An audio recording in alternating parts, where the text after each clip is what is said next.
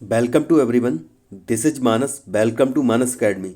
दोस्तों, आज बाल विकास एवं शिक्षा शास्त्र के टॉप 30 प्रश्न करेंगे जो कि रहेंगे आपके यूपी टेट 2022 की परीक्षा के लिए बहुत ही ज़्यादा इंपॉर्टेंट। तो आइए शुरू करते हैं। पहला प्रश्न है आपका, किंडरगार्टन विधि का प्रतिपादन किसने किया?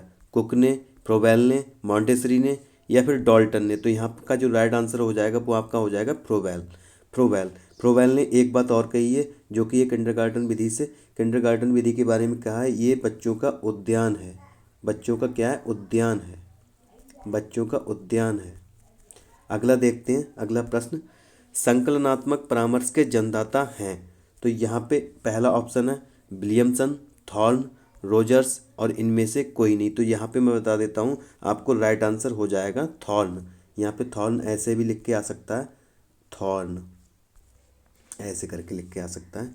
अगला प्रश्न, छात्र के अवांछित व्यवहार के संशोधन हेतु सबसे प्रभावी विधि है उसके माता पिता को सूचित करना, ये नेगेटिव में चला जाएगा। छात्र को दंडित करना, ये भी नेगेटिव। उसे नज़रअंदाज करना, ये भी नेगेटिव।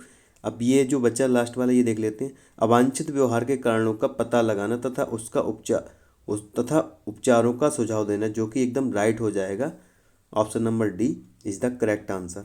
अगला प्रश्न देख लेते हैं, डिसलेक्सिया संबंधित है? तो डिसलेक्सिया किससे संबंधित है? यहाँ पे जो राइट जवाब हो जाएगा वो आपका हो जाएगा पढ़ने संबंधी। मैं लेखन संबंधी बता देता हूँ। लेखन संबंधी अगर आएगा तो आपका लगा दोगे आप डिसग्राफिया।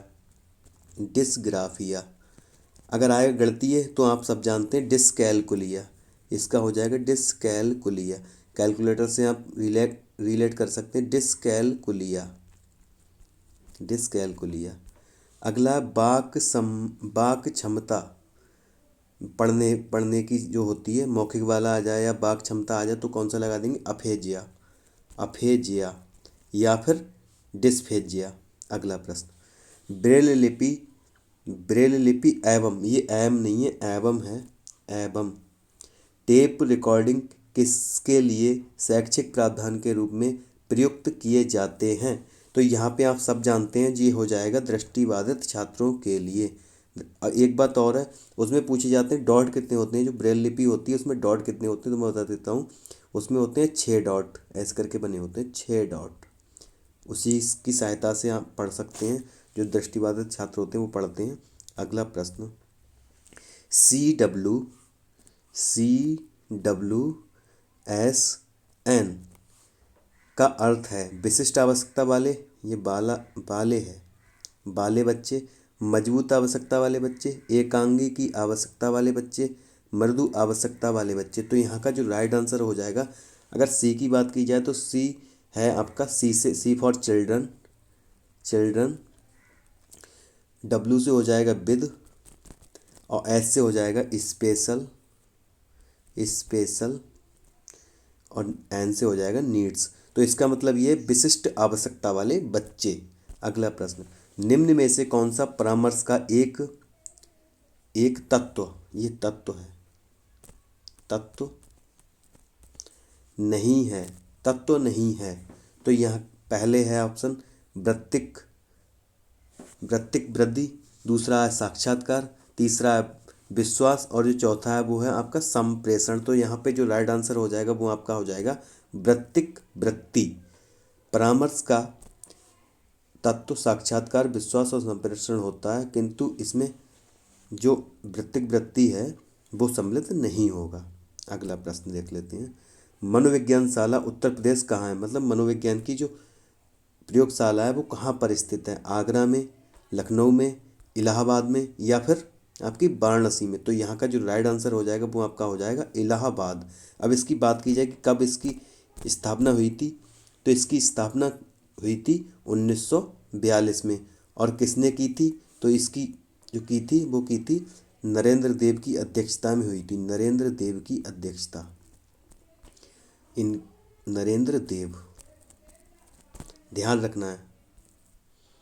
अगला प्रश्न देख लेते हैं, जो संबंध स्किनर, ये स्किनर है, स्किनर का चूहों से एवं थॉर्नडाइक का बिल्लियों से था, वही संबंध कोहलर का है। कोहलर का किससे, ये बताना है। बंदरों से, कुत्तों से, मुर्गियों से या फिर बनमानुष से?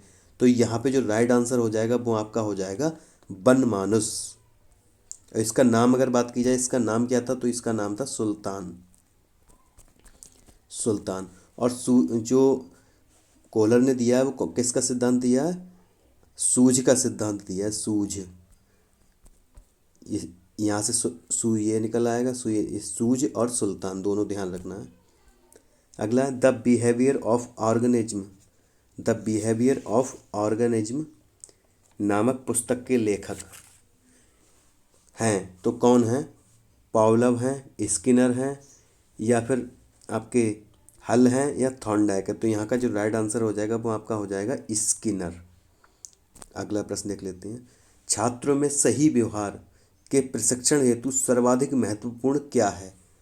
सर्वाधिक महत्वपूर्ण क्या है? पुरस्कार, प्रशंसा, दंड, या फिर सही व्यवहार? तो मैं समझता हूँ इसका आंसर हो जाएगा सही व्यवहार, जो कि एकदम राइट है। ये थोड़ा आधा लग रहा है, इसका ऑप्शन ये हो जाएगा सही व्यवहार का प्रस्तुतिकरण। प्रस्तुतिकरण, सही व्यवहार का प्रस्तुतिकरण। ठीक है, सही व्यवहार का प्रस्तुतिकरण। अगला प्रश्न, समस्या समाधान में लक्ष्य प्रवणता के संप्रत्यय को किसने प्रस्तावित किया था? समस्या समाधान के लक्ष्य प्रवणता के संप्रत्यय को किसने प्रस्तावित किया था? कोहलर, हल, कैंडलर, या फिर ब्रिक ने? तो यहाँ का जो राइट आंसर हो जाएगा वो आपका हो जाएगा हल। समस्या समाधान में लक्ष्य प्रवणता के संप्रत्यय को हल ने प्रस्तावित किया था। हल के सीखने की विधि, हल के सीखने की विधि को क्या कहा जाता है?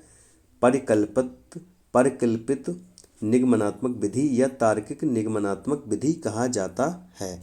अगला प्रश्न, इनमें से कौन सा शिक्षण की विचारधारा से संबंधित नहीं है? कौन इस जो है शिक्षण की विचारधारा से संबंधित नहीं है? D.W. Alien, Bruce, David Hume, या फिर एची सन? तो यहाँ का जो राइट आंसर हो जाएगा वो आपका हो जाएगा डेविड ह्यूम, क्योंकि ये तीनों ही शिक्षण से संबंधित हैं। बाकी जो शिक्षण विचारधारा है उससे संबंधित है, ये डेविड ह्यूम जो हैं वो इससे संबंधित नहीं हैं। अगला प्रश्न देखते हैं, इनमें से कौन सा शिक्षण अधिगम का स्तर नहीं है? तो पहला ऑप्शन है आपका, पहला ऑप्शन है स्मृति स्तर, अवबोध स्तर, परवर्ती स्तर, और लास्ट है दूरवर्ती स्तर। यहाँ का जो राइट आंसर हो जाएगा वो आपका हो जाएगा दूरवर्ती स्तर, क्योंकि ये तीनों जो ऊपर वाले स्तर हैं, स्मृति स्तर, अवबोध स्तर या परावर्ती स्तर, ये शिक्षण अधिगम के स्तर हैं, और दूरवर्ती स्तर है वो नहीं है। अगला, ये प्रश्न छूट गया है, आगे देख लेंगे इसे। निम्न में से कौन सी समावेशी शिक्षा की एक विशेषता नहीं है? जो समावेशी शिक्षा है उसकी एक विशेषता नहीं है, इनमें से कौन सी? समावेशी शिक्षा एक सतत प्रक्रिया है, यह कोई उपार्जित अवस्था या उत्पाद नहीं है, ये है। अगला, यह केवल विशेष आवश्यकता वाले बच्चों, केवल आए तो काट देना है सीधा। यह दिव्यांग बालकों की देखभाल से उनकी शिक्षा और व्यक्तिगत विकास की ओर सेवा में बदलाव करती है। और अगला है यहाँ पे, यह सभी विद्यार्थियों की क्षमताओं को अधिकतम स्तर तक बढ़ाना चाहती है। तो अब यहाँ में नेगेटिव वाला बताना है, क्योंकि यहाँ पे नेगेटिव है ना, तो नेगेटिव वाला मैंने कौन सा लगाया? केवल ये वाला, यह केवल, तो ये वाला हो जाएगा राइट आंसर। यह केवल विशेष आवश्यकता वाले बच्चों के सीखने की अभिवृद्धि करती है। अगला प्रश्न, निम्न में से कौन सा फिलेंडर की अंतःक्रिया विश्लेषण प्रणाली से संबंधित नहीं है? शिक्षक कथन, छात्र कथन, अभिभावक कथन, यहाँ शिक्षक कथन, छात्र कथन, यहाँ पे ये वाला नहीं है दोस्तों, ये कुछ नहीं है, ये है अभिभावक कथन या फिर मौन। अब इनमें से बताना है, तो यहाँ पे जो हो जाएगा वो हो जाएगा आपका अभिभावक कथन। अभिभावक कथन राइट आंसर हो जाएगा, अभिभावक कथन। अगला प्रश्न, संभाषण में अर्थ की लघुतम इकाई है? ध्वनिग्राम, रूपग्राम, पद, या फिर शब्द? तो यहाँ का जो राइट आंसर हो जाएगा वो आपका हो जाएगा रूपग्राम। रूपग्राम संभाषण की अर्थ की लघुतम इकाई है। अगला प्रश्न, हम करके सीखते हैं किसने कहा था? डॉक्टर मेस ने, योकम ने, सिम्पसन ने, या फिर कोलेसनिक ने? तो यहाँ का जो राइट आंसर हो जाएगा वो हो जाएगा डॉक्टर मेसनिक के अनुसार हम करके सीखते हैं। निम्न में से कौन सा शिक्षण का स्थान नहीं स्तर स्तर नहीं है? निम्न में से कौन सा शिक्षण का स्तर नहीं है? स्मृति, बोध, चिंतन या फिर वर्णन? तो यहाँ का जो राइट आंसर आप समझ गए होंगे, यहाँ पे हो जाएगा वर्णन, क्योंकि ये तीनों ही स्तर होते हैं शिक्षण के। स्मृति हुआ चाहे बोध या फिर चिंतन, ये तीनों ही किसके शिक्षण के स्तर हैं, बाकी वर्णन नहीं है। शिक्षण की अंतः क्रियात्मक अवस्था में मुख्य संक्रिया होती है। पहला है क्रिया और प्रतिक्रिया की, निदान की, प्रत्यक्षीकरण की या फिर उपयुक्त सभी? तो यहाँ पे हो जाएगा उपयुक्त सभी, क्योंकि ये सारे ही इसमें रहते हैं, उपयुक्त सभी। एक बालक काली गाय, काला कुत्ता, काली वस्तुओं को देखकर डरने लगता है, इस प्रकार के अनुबंधन में निहित है। तो इसमें क्या निहित है ये बताना है। अनुक्रिया सामान्यीकरण, अनुक्रिया अनुबंधन, उद्दीपक सामान्यीकरण या फिर उपर्युक्त में से कोई नहीं? तो यहाँ का जो राइट आंसर हो जाएगा वो आ जाएगा आपका उद्दीपक सामान्यीकरण।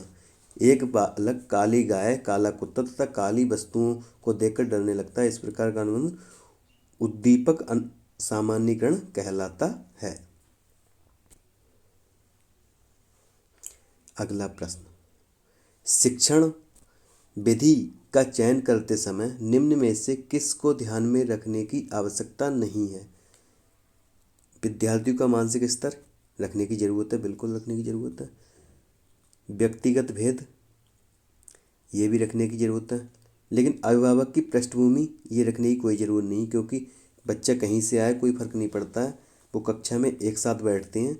विषय की विशिष्ट प्रकृति ये भी है। तो यहाँ का जो राइट आंसर हो जाएगा वो हो जाएगा अभिभावक की पृष्ठभूमि, क्योंकि यहाँ पे नेगेटिव वाला आपको उठाना है, नेगेटिव वाला पकड़ना है।